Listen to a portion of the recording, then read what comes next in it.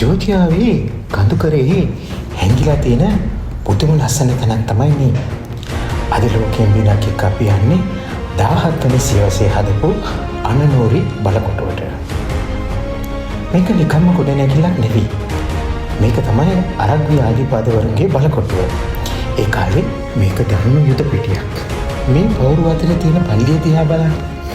අවුරුදු 100 ගණනකට කලින් කරපු ඒ සියුම් ගල් කැටයම් අද ආරක්ෂා වෙලා තියෙන විදිහ ඇත්තටම පුදුමයි.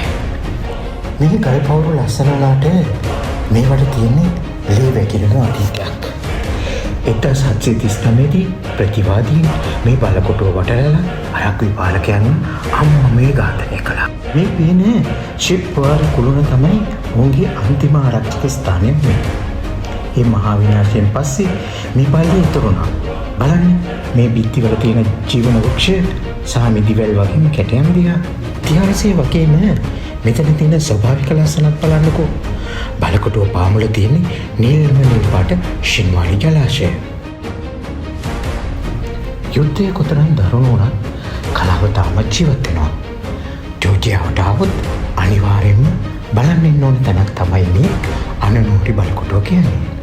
එහෙනම් ලෝකයේ තවත් ලස්සන තැනකින් හමුවෙමු. මම යෂ්. මේ ලෝකයෙන් බිනක්.